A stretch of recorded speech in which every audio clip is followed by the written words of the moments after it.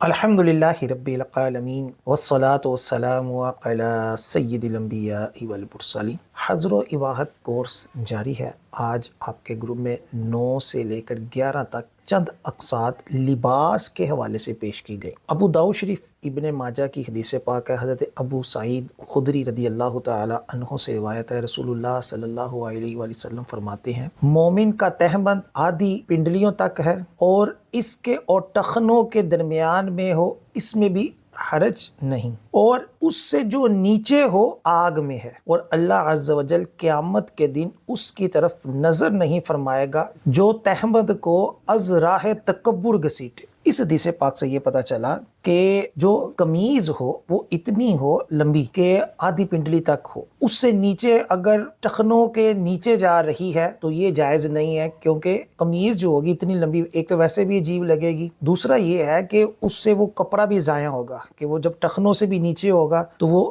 ضائع بھی ہوگا، اور یہ تکبرانہ بھی ایک انداز ہے۔ اور اگر تکبر کے طور پر وہ اپنی شلوار بھی ٹخنوں سے نیچے جو ہے وہ رکھتا ہے، اگر تکبر کے طور پر کرتا ہے تو یہ حرام ہے، اور اس حالت میں نماز بھی مکروہ تحریمی ہے۔ اور اگر ویسے ہی اس کا پیٹ بڑا ہے یا ویسے ہی اس کو اتنا علم نہیں ہے، تکبر کے طور پر نہیں کرتا، ویسے ہی کرتا ہے، تو خلاف سنت ہے، اور اس حالت میں نماز بھی مکروہ تنزیہی ہوگی۔ کئی لوگ جو ہے وہ نماز کے لیے ٹخنے ننگے کرنے کے لیے اپنی شلوار کو اوپر کھینچ لیتے ہیں یا پینٹ کو فولڈ کر لیتے ہیں، حالانکہ یہ ٹخنے ننگے رکھنا مستقل سنت ہے، نماز کے اندر ہی نہیں، نماز کے علاوہ بھی سنت ہے۔ نماز کے اندر اگر آپ کپڑوں کو فولڈ کریں گے تو اس سے حدیث پاک میں منع کیا گیا ہوا ہے، اور اس حالت میں نماز اگر پڑھیں گے فولڈ کر کر تو وہ مکروہ تحریمی ہے۔ لہٰذا کوشش یہ کی جائے کہ ہماری شلوار یا پینٹ ایسی ہو کہ ٹخنے ویسے ہی ننگے ہو، اور اگر پینٹ لمبی ہے یا شلوار لمبی ہے تو اس کو فولڈ نہ کریں، اسے اسی حالت میں رہنے دیں۔ خلاف سنت تو ہوگی لیکن نماز ہو جائے گی۔ امام احمد،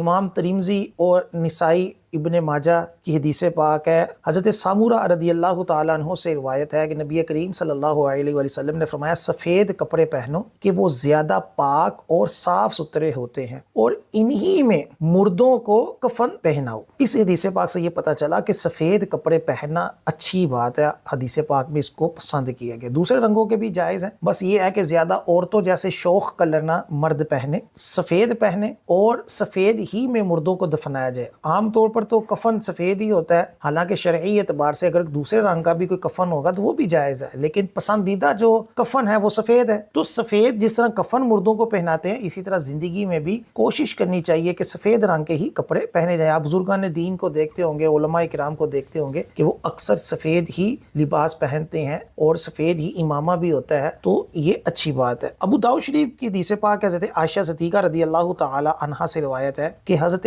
اسماء رضی اللہ تعالی عنہا باریک کپڑے پہن کر حضور علیہ السلام کے سامنے آئیں، تو حضور علیہ السلام نے منہ پھیر لیا اور یہ فرمایا اے اسماء رضی اللہ تعالی عنہا، جب عورت بالغہ ہو جائے تو اس کے بدن کا کوئی حصہ دکھائی نہ دینا چاہیے سوائے منہ اور ہتھیلیوں کے۔ اسی حدیث پاک سے پتہ چلا کہ عورت جو ہے وہ اپنا سارا جسم چھپائے گی سوائے چہرے اور ہتھیلیوں کے، اور جو پاؤں کا حصہ ہے اس کو کھول دے گی، کیونکہ نماز میں بھی مجبوری ہے، اس کے بغیر تو گزارا ہی نہیں ہے۔ اور چہرے کے حوالے سے فی زمانہ علماء کرام نے بھی لکھا ہے کہ اس کو بھی چھپائے، باقی نماز کے اندر نہیں چھپائے گی چہرے کو، لیکن نماز کے علاوہ جو ہے وہ اپنے ہاتھوں کو اور پاؤں کو تو کھول سکتی ہے، لیکن اپنے چہرے کو ڈھانپے گی، اور نماز کے اندر چہرے کو بھی کھلا رکھے گی، اپنے ہاتھ اور پاؤں کو بھی کھلا رکھے گی۔ اور ایسا لباس عورت کے لیے جائز نہیں ہے کہ جس سے اس کے بال یا اس کا جسم جو ہے وہ نظر آئے۔ ہمارے یہاں کئی عورتیں جو ہوتی ہیں وہ لون وغیرہ کے ایسے بریک کپڑے پہنتی ہیں کہ ان کے جسم جو ہوتے ہیں وہ بعض دفعہ گھر والوں کو بھی نظر آ رہے ہوتے ہیں، لیکن وہ اس کی طرف توجہ نہیں کرتی۔ اسی طرح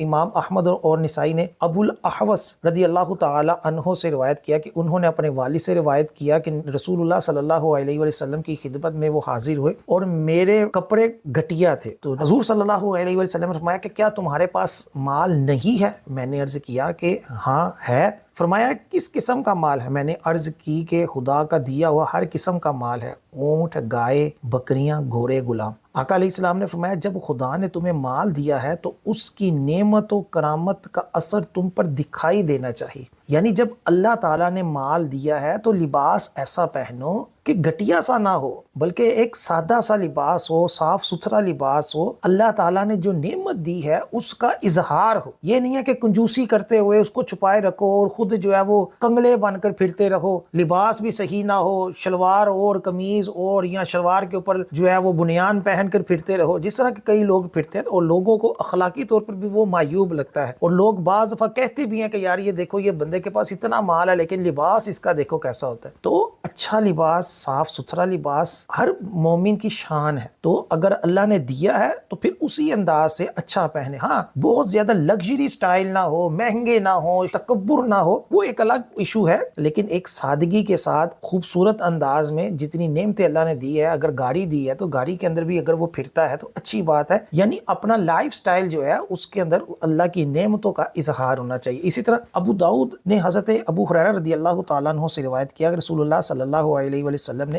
اس مرد پر لعنت کی جو عورتوں کا لباس پہنتا ہے اور اس عورت پر لعنت کی جو مردانہ لباس پہنتی ہے. بڑی اہم حدیث پاک ہے اور کس قدر وعید ہے کہ نبی کریم صلی اللہ علیہ وسلم نے اس مرد پر لعنت کی جو عورتوں جیسا لباس پہنتا ہے, یعنی وہ لباس کہ جو عورتوں کے لیے ہے, اور وہ عورت جو مردوں والا لباس پہنتی ہے, یعنی پینٹ شرٹ پہنتی ہے مردوں کی طرح, یا عورتوں والا لباس ہے مرد پہنتا ہے چمکیلا جیسے ریشم, اس لیے حرام ہے کہ یہ عورتوں سے مشابہت ہے. اسی طرح اور بھی کئی لباس ایسے ہوتے ہیں جو عورتوں جیسے ہوتے ہیں, خاص طور پر یہ جو ملنگ لوگ ہوتے ہیں یہ بھی عجیب و غریب جو ہوتے ہیں وہ بنے ہوتے ہیں. اسی طرح جو ہجرے ہوتے ہیں وہ مرد ہوتے ہیں, اس کے باوجود عورتوں کی طرح لباس پہنتے ہیں, عورتوں کی طرح شکل رکھتے ہیں, عورتوں کی طرح اپنے بال رکھتے ہیں. تو یہ سب کے اوپر حدیث پاک میں لعنت فرمائی گئی. اتنا لباس جس سے ستر عورت ہو جائے, یعنی جو مرد کے لیے ناف کے نیچے سے لے کر گھٹنوں سمیت کا حصہ ہے یہ چھپ جائے اور گرمی اور سردی کی تکلیف سے بچے, تو یہ فرض ہے. اتنا حصہ تو وہ چھپائے گا اور اس کا اہتمام کرے گا, اور اگر سردی ہے تو اپنے آپ کو بھی سردی سے بچانے کے لیے کوئی نہ کوئی چیز پہنے گا. اور اس سے زائد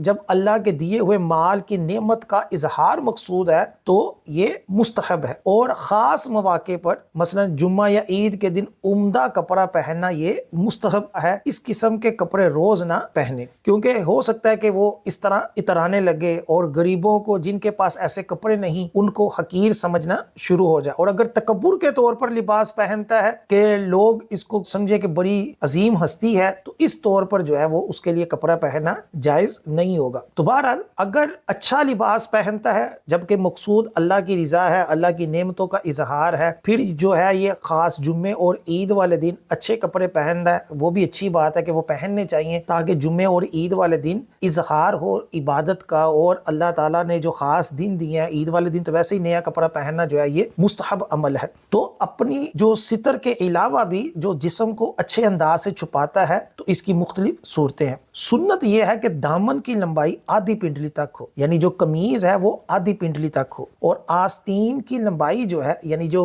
بازو ہے اس کے وہ انگلیوں کے پوروں تک ہو, اور چورائی جو ہے یعنی جو چیز کی چورائی ہے وہ ایک بالشت چوری ہو. یہ مستحب سنت ہے. اس زمانہ میں بہت سے جو مسلمان ہیں وہ نکر پہنتے ہیں, اور باقاعدہ اس کا فیشن چلا ہوا ہے جس کے اندر گھٹنے ننگے ہوتے ہیں, اور بعض دفعہ تو لوگ گاڑیوں کے اندر بھی اس طرح پہنتے ہیں, اور کئی شاپنگ مالز کے اندر بھی اس طرح کے لوگ دیکھے جاتے ہیں. اور خاص طور پر جو کبڈی کھیلی جاتی ہے, اسی طرح جو ہاکی کھیلی جاتی ہے, ریسلنگ ہوتی ہے, اس کے اندر تو وہ بالکل رانیں ننگی ہوتی ہیں, حالانکہ شرعاً ایسا کرنا جائز نہیں ہے. اور ایسا لباس بھی پہننا جائز نہیں ہے کہ جس سے کیا ہو ران یا گھٹنے مرد کے یہ ننگے ہوں. اسی طرح مرد کے لیے ریشم کے کپڑے پہننا حرام ہے. فی زمانہ تو ریشم ملتا نہیں ہے, بہت نایاب ہے. پہلے زمانوں میں تو بہت ہوتا تھا, اب تو ریشم نہیں ہوتا, سلکی ہوتا ہے. وہ ریشم کے مشابہ تو ہو سکتا ہے لیکن وہ ریشم نہیں ہوتا. ریشم جو خاص ریشم ہے جو ریشم کے کیڑے سے بنتا ہے کپڑا, وہ تو اب بہت ہی شاذ و نادر ہے. تو عام جو یہ چائنا سلک وغیرہ ہوتی ہے اس کے پہننے میں حرج نہیں, یہ ریشم نہیں ہے, لیکن ایسا چمکیلا نہ ہو کہ جو عورتوں سے مشابہ ہو. ویسے اگر چائنا سلک کا لباس ہے اور مردوں کی طرح لگتا ہے تو اس کو پہنا جا سکتا ہے. اسی طرح سونے اور چاندی میں اگر وہ تعویذ رکھا گیا ہے اور اس کا پہننا ہے تو وہ جائز نہیں.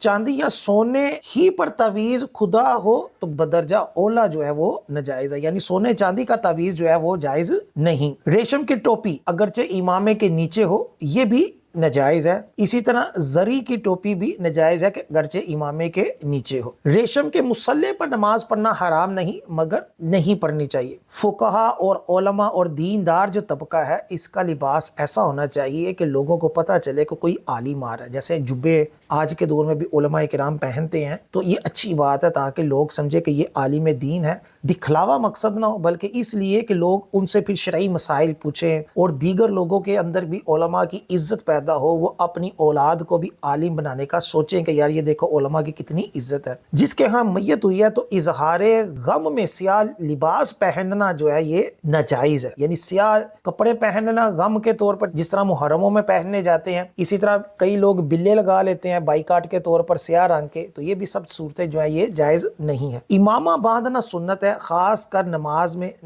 میں جو نماز امامے کے ساتھ پڑھی جائے اس کا ثواب 70 گنا ہو جاتا ہے۔ بزرگان دین جو ہوتے ہیں ان کے مزارات کے اوپر جو غلاف ڈالا جاتا ہے، جو چادر ڈالی جاتی ہے، تو یہ مستحب عمل ہے، جائز ہے، کیونکہ اس سے مقصود یہی ہوتا ہے کہ لوگ جو ہیں وہ اولیاء کرام کا ادب کریں اور لوگوں کے دلوں میں رغبت پیدا ہو کہ ہم بھی نیک کام کریں، تاکہ لوگ ہمارے بھی قبر پر فاتحہ پڑھیں اور ہمیں بھی عزت دے، تو اس کے اندر کوئی حرج نہیں ہے۔